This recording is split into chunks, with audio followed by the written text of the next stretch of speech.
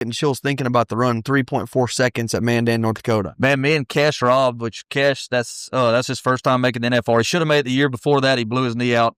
One of the last, I think he was second high call at Ellensburg and blew his knee out the night before at Filer, Idaho. But this is going to be his first time to make the finals. Me and him both, we got a place there. Like that's going to be a good place where we could just kind of clean it up and get it done. And I've got to win first to have enough money. By how the payouts was, the increments was, I had to win first to get enough money won. To have a chance, right? To have a chance, yes. And Cash runs out there. He's 3'8". And I can remember this kid, just how happy he was. He's got it made. Everybody's so pumped up. I'm high-fiving him. Heck yeah. He hops on the Hayes horse and he's, just excited. And I can remember grabbing him by the shirt. I said, hey, you got it made. Now get my ass there. I said, Hayes the son of a bitch. Because he hazed right after. He hazed for me like 4 guys after he had run, and he just spanked one 3.8. And he comes back, and we got a little black steer that we don't know very much about. Steer's first step is, sideways to Cash, and you can hear the announcer saying, "Oh, what a haze!" Cash runs in there, and clips him, about has him thrown whenever I catch him. We're 3-4 and win first. But yeah, I can remember grabbing Cash like, hey, all right, pay attention, man. So we'll get back to celebrating in a minute. Dude, I turn the Cowboy Channel on usually about when the calf roping's going to start and to watch the rodeos. Me and him that day, I was like, dude, Wags up there in the Bulldog and got to win first. And we're watching that. We knew it was going to come down to that for 2 weeks. I thrive over pressure. Like my favorite run in the NFR is 2023. Whenever they put up, the 4 guys that's going for the gold buckle and stuff like that, they put them on the big screen and stuff like that. And I can remember watching it the night before. I'm not even on there, and I'm sitting there looking at it. I'm doing all the math in my head. I'm like, no. I said, how everything can work out. And the Nick guy missed a steer in the round in the 10th round.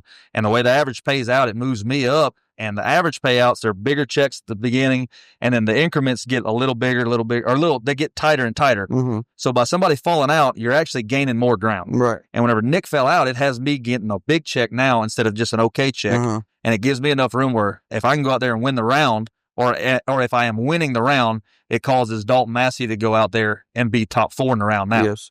I had a steer that sure enough hauled butt. He was good steer, but gonna run. And I annihilated the bear 3.8, and I'm winning first.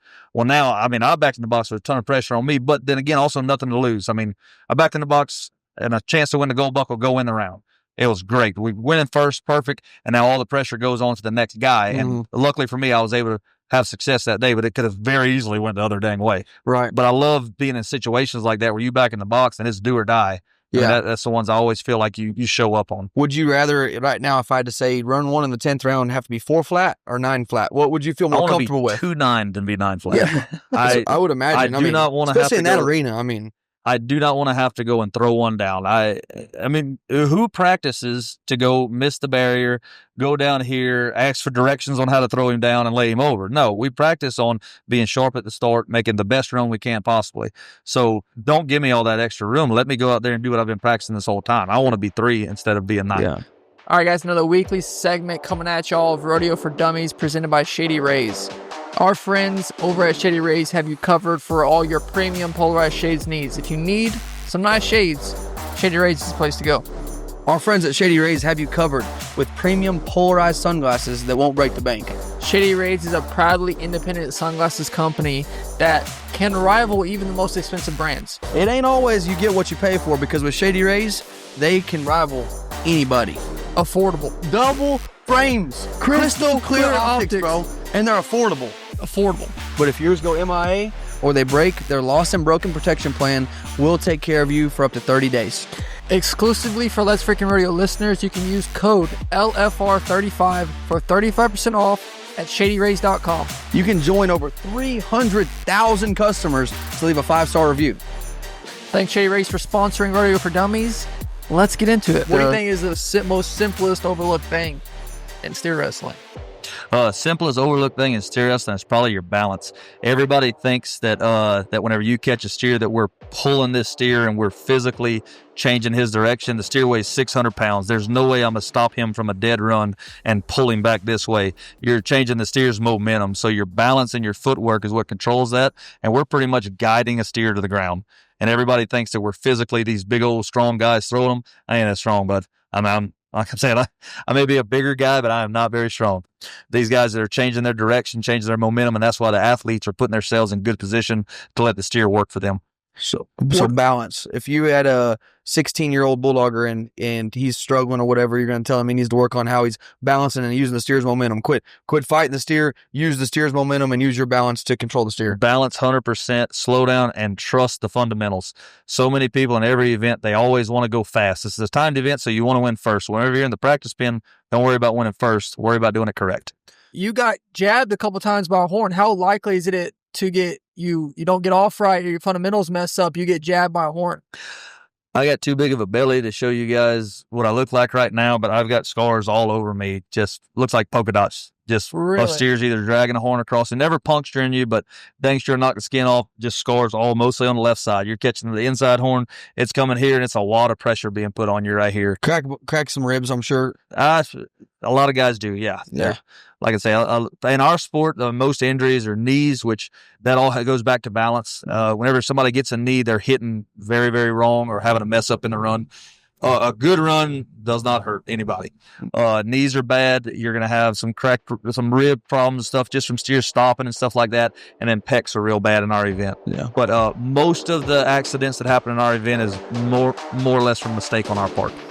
Yeah. Since you brought up that 10th round run, though, I have to ask, and we can take it out if we want or whatever, but I do have to ask about that after that 10th round. It was on TV. Yep. We're back there. Media sees it. I see it, and I mean, it was freaking electric moment. Everybody thinks that I'm yelling at Dalton Massey. Me and Dalton were so far away from each other, you couldn't see each other. Matt Reeves he's our director at the time, and he's standing at the box with the clipboard, and he's watching all the numbers and all that kind of stuff, and I'm steadily talking to him back and forth what we got to do. Whenever Nick fell out of the average that day, it changed everything. Mm-hmm. I mean, it got to where, hey, not only, because it was beforehand, I got to win the round, and then Dalton had to fall out of the average. Yep. Whenever Nick made the board move, now it's, hey, if I can go win the round, now he's got to do something in the round. Yep. I run that steer, and I'm winning first, and I can remember Will grabbed me, and we're walking down the alley. I mean, you've been to Thomas and Mack, you're down the alleyway. You can't see the arena. You're back there. Mm-hmm. But the camera follows me, and it's got it on me.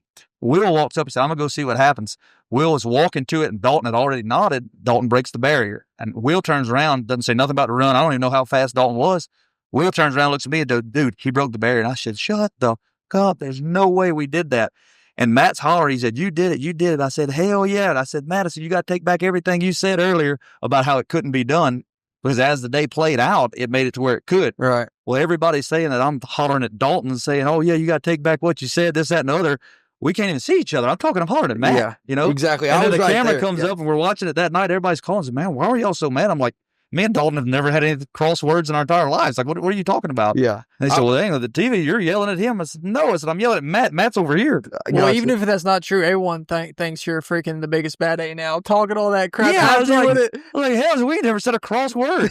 I said, shit. It worked out for you. Yeah, you're the legend of Tyler Wag. I mean, I've just watched you from afar, but I was like, I've never seen that much emotion, and I was loving it. I mean, were you right there? I was right there, and I could tell you wasn't talking to Dalton. I didn't know what he was saying. I just knew he was saying, y'all didn't think I could do it. I did it. I freaking loved it. Well, you back in the box in the 10th round. Every kid growing up wants that opportunity.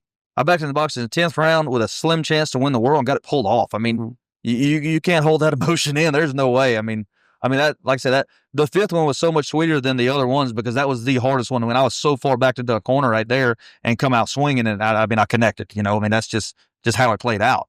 But everybody's talking about, y'all are arguing, y'all are mad at one another. There's not been a bulldogger in the world mad at one another, especially after they won a gold buckle. Yeah, exactly. And the camera's killing us out there. They're making us. I say that all the time because, like, whenever we're over here in the Slack and stuff like that, we're joking around. We're making jokes at each other and this, that, and the other. I said, if a camera follows us around, they think we hate each other just because we're always just making these little jokes. Just talking shit. But everybody's laughing, cutting up. I mean, the atmosphere that the steer hustlers have is so fun all the time. Like I say, but somebody from the outside looking in, like, man, what's wrong with them? They're jerks, and we're all sitting there just laughing and bullcrap. It's funny, Yeah. So first off, you were probably in 2024 the most drafted. I would be shocked unless it was a family member of them drafting another steer wrestler because you came in 14th. They're thinking, oh, we got him on a bargain. All these fantasy team winners. Yeah, they should have paid attention. I was crippled as hell. But yeah, they pulled me off an injured reserve, and y'all thought y'all got a deal. Golly, but you had. Did you have heck a little bit? You Man, did. my first 5 rounds was horrible. I hit the barrier 2 out of the 5 rounds on the 2 worst steers that I had drawn. When I had good steers drawn, I was off the barrier. We made a bit change in round 5 and placed in 5 out the last 5 rounds after that. You know, I mean, I rode Baby there at the finals this year. Been so excited about riding that horse at the finals because, I mean, she stands in the box like a rock, runs up their back, gives you her go every time. And she and I just came in there. We just kind of had the wrong setup whenever we got in there. By round, I hate that it took till round 5 till we finally figured it out, but we swapped a bit around, got everything back up, got her amps back up, and then we went to kicking butt after that. I mean, I'd love to have seen her if we had 10 rounds like that instead of just 5. Because, I mean, out of the last 5 rounds, I mean, I come back and won $100,000 with just half the finals. You know, I mean, I wish we could have done that with the first half. Were you going in to that finals still thinking about it winning the world coming from that far down? Man, I wish I would have had that mentality, but it was, man, hey, we made the finals. I can come out here and I can make a crap ton of money. I made the finals this year. Looking back, I should have came in with the same hunger that I have every year, thinking that I come in every year thinking I'm supposed to be the guy on top.